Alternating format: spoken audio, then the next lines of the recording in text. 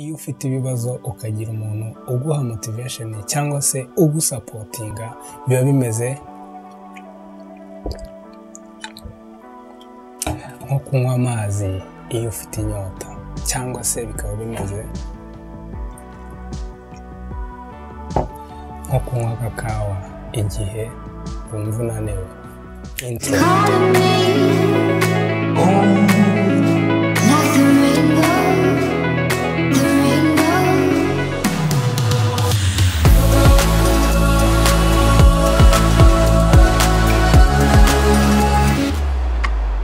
Hello, murakaza neza kuri Kiza Pictures, aho tubagezaho video nyinshi zitandukanye mu buryo butandukanye. Uyu munsi nashatse kubaganiriza buri kintu cyose umuntu akora rimwe na rimwe acika intege, rimwe na rimwe ntabura ibimuca intege. Iyo ndimo nkora izi video hari motivation zimfasha kugira ngo nkomeze gukora video. Iyo nzisomye cyangwa se iyo nzibutse zimfasha gukomeza urugendo rwanjye. Nawe ushobora kuba ufite motivation zawe, ushobora kuba ufite ibintu bituma ukomeza kugira imbaraga mu byo ukora, wajya gucika intege ukabyibuka, ukibuka impamvu utagomba gucika intege. Motivation ya mbere imfasha gukomeza gukora ibyo nkora.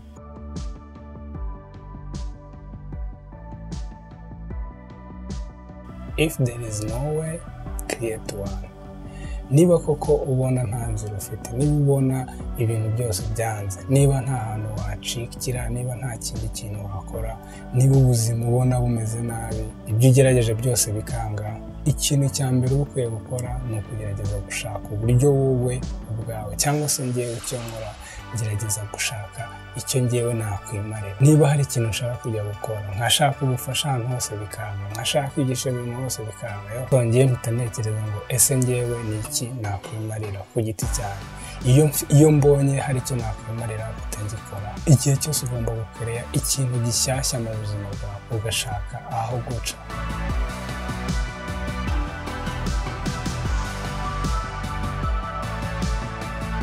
Making my own brand. Ikintu cya mbere ngomba kumenya ni uko ibyo nkora cyangwa se naho icyo wamenya. Every time ikintu cyose ukora buri munsi ni wowe ubwawe ukikorera. Ibintu byose nkora ni njyewe bireba, ni njyewe bizagirira akamaro, ni njyewe bizagirira ahazaza neza. Buri company yose igira brand, buri company yose igira ikiranga. Like this, iri cupa rifite brand. N'aka kantu kajyamo ikawa nako gafite brand. Ibyo nkora byose ni ukubrandinga izina ryanjye. Niba umuntu avuze Kiza Pictures, hari impamvu avuga Kiza Pictures, hari ikintu ayiziho. So ibyo bintu byose mba nkora ni ukumakinga my brand. Ni izina ndimo ndubaka bishobora kuzagira aho ringeza mu gihe kizaza. Do what you love. Kora ibyo ukunda. Igihe cyane cyose nkimara ndimo ndakora ibyo nkunda. Ibintu nkunda bigendera kure, ntabwo mbashaka kubyumva. Niba ushaka gutera imbere, niba ushaka kugira aho ugera, byaba byiza ukoze icyo ukunda. Cyangwa se niba icyo ukunda bitagukundira ko wagikora, biba bigusaba ngo ugikorere. Kore ibyo ubonye, wibuke kuzigamira ku one day kuzakora ibyo ukunda. Niba ureba video zanjye, I'm photographer, mfata amafoto. So ibyo ngibyo nibyo nkunda. Impamvu mba nkoze izi video ni ukugira ngo nsangize abantu ibyo nkunda. Iyo ndimo gukora ibyo nkunda bimfasha no kubisharingana urukundo. Learn by doing. Niba ikintu utakizi, niba hari ikintu wumva ushaka gukora se cyangwa cya kintu ukunze ukaba utakizi, kige ugikore. Ukore imyitozo, ukigerageze uyu munsi, ufailinge, wongere ugerageze, wongere ugerageze. So niba ukunda ikintu, kige ugerageza kugikora. Hari ibintu nkora ariko ugasanga simbizi cyangwa se simbishoboye ku rwego rwo hejuru, ibyo nta kibazo. So kubera ko mbikunze, mbyiga ndimo ndanabikora. Uko ugenda ubyiga, amakosa ugenda ukora arakwigisha, agatuma cya kintu ukunda urushaho gukomeza kukimenya.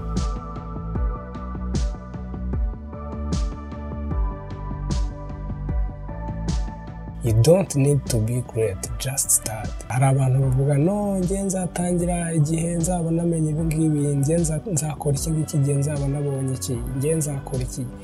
No, ntabwo ukwiye gutangira ari uko ufite ibyo gutangirana ibintu byose. Koresha ibyo ufite, tangira ku byo ufite, tangira ku bumenyi bukeya ufite. It's okay, ibindi byose bizaza. Don't fear haters. Ushobora gukora ibintu abantu bakabyanga, bagakomplaininga, bakakubwira bati ibi bintu ntabwo bishoboye, ntabwo ugize gute. Abo ngabo ntabwo babura bazakubwira. Ariko nutangira nujya gukora ikintu ugatekereza ko hari umuntu uzacyanga, hari umuntu uzakujajinga, hari umuntu uzagusozwa, hari umuntu uzavuga ati iki kintu ntabwo kiza, iki gihe bizatuma udakomeza icyo ushaka kugeraho. Icyo ushaka kugeraho rero kugira ngo ukigereho biragusaba ngo wiyumvishe ko uwo nguwo uzagifeka nk'umutekereza, aho kugira ngo utekereze kote negative ugatekereza kote positive. Icyo ugiye gukora ninde cyagirira akamaro, icyo ugiye gukora ese wowe kigufitiye akamaro. Niba kigufitiye akamaro wita ku muntu uzaza ngo akubwire ngo ibi ngibi uri gukora ni ubucucu, ibi ngibi uri gukora nta hantu bizakugeza. We komeza ukore, ntutinye abantu bazanga ibyo ukora, ahubwo wite ku bantu bizagirira akamaro mu buzima bwawe. So iyi motivation iramfasha iyo mbonye hari umuntu ushobora gukanda dislike kuri video yanjye. Niba nta muntu n'umwe usuzugura ibintu uri gukora, uzamenye ko ibintu uri gukora atari byiza. Umuntu ugukunda iyo atari umwanzi wawe arakubwira ati wabikoze gutya, aragukosora aho kugira ngo akubwire ngo genda ibi ngibi ntabyo ushoboye. We become what you think about. Niba ushaka kuba umucuruzi ugomba gutekereza nk'abacuruzi. Niba ushaka kuba umuntu ufata video, ukora film, ugomba gutekereza nk'umuntu ukora film. Niba ushaka kuba umu businessman ugomba gutekereza nk'umu businessman. So ibyo utekereza bya bintu biguhoramo bikurwaniramo nibyo uzaba, niko uzaba. Niba utekereza kuba umuntu mubi uzaba umuntu mubi, niba utekereza kuba umuntu mwiza uzaba umuntu mwiza. Mu kintu ushaka gukora nugitekerezaho kenshi, nugiha agaciro mu buzima bwawe, uzaba uwo ushaka kuba. Ibyo dutekereza cyangwa se amagambo twibwira buri munsi niyo atuma duhinduka abo dushaka kuba.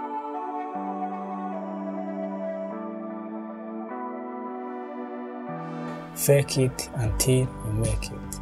Urugero natanga hano, niba udafite ikintu kiri original cyangwa se ukaba wifuza ikintu kiri original ariko amafaranga yo kukigura ukaba utayafite, shaka another way. Ugomba gushaka ubundi buryo ugafata. Niyo wakoresha icyo kintu kiri kopiya cya kindi wifuza, cyangwa se niyo wakoresha icyo abantu bakunda kwita ibyo from China, ibintu biturutse muri China abantu bavuga ko biri fake, ariko icyo kintu gishobora kugufasha gukora ibisa na bya bindi original ishaka kugufasha. So ubu icyo ugomba gukora, shaka indi kamera ishobora kugufasha gukora bya bintu nubwo itaguha quality ushaka, nubwo itaguha quality ushaka cyangwa se wifuza, ariko cya kintu ukagikora. Niba ukeneye amatara ni ikintu genda cyane, ariko hari amatara ushaka kugura, ukagenda ukagura amatara asanzwe ugakora like background mfite. Ntabwo ari ibintu birenze, ni itara risanzwe, nafashe mpindura kara, mpindura ubururu. Nyamara kugira ubone background y'uburyo buri OG bigusaba kugura amatara ahenze, ariko nafashe itara risanzwe iri ngiri bacana mu rugo, shaka uburyo bwose narihindura ubururu. Fake it until you make it. Ibyo ngibyo bizagufasha gufaking ibintu paka ugeze ku cyo wifuza gukora, paka ugeze ku cyo wifuza gukora. So mu buzima bwawe niba inzira zose zanze, gerageza uburyo uca inzira ya bugufi kugira ngo ugere kuri cya kintu wifuza.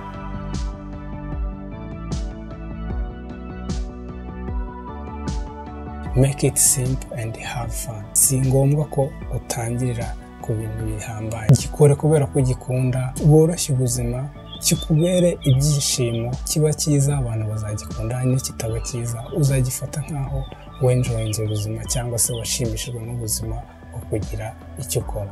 Izi ngizi nizo motivation zimfasha gukomeza gukora video kuri channel yanjye mukabona video zijyaho kandi atari uko mfite ibintu bihambaye cyangwa se atari uko ndi umuhanga muri ibi bintu. No, ntabwo ndi umuhanga muri iki gihugu muri ibi bintu, ahubwo izi nizo motivation zimfasha gukomeza gukora ibi bintu, ngakomeza ngashyira video kuri YouTube, ngakomeza ngakora video everyday, ngakomeza ngakora video mu minsi itandukanye. Nawe ndatekereza ko izi motivation zishobora kugufasha gutangira ikintu, ugatangira ugashyira video kuri YouTube, ugatangira ugasharinga abantu story zawe, cyangwa se zitagufashije kuri YouTube zishobora gukomeza kugufasha mu bindi bintu ukora mu buzima busanzwe. Niba ukunze iyi video kanda like, cyangwa se nawe udusangize motivation zigufasha mu buzima bwawe kugira ngo ukomeze ukunde ibyo ukora, ukomeze gutera imbere, urwanya abaguca intege cyangwa se n'ibindi bibazo byose uhura nabyo mu buzima bwa buri munsi mu bijyanye n'ibyo ukora. Andika muri comment utubwire uko wowe ubigenza. Izi nizo motivation zanjye zimfasha. Wibuke gukanda subscribe niba utari wabikora, niba kandi warabikoze duhurire kuri video ikurikira. Bye. Ciao. Ciao.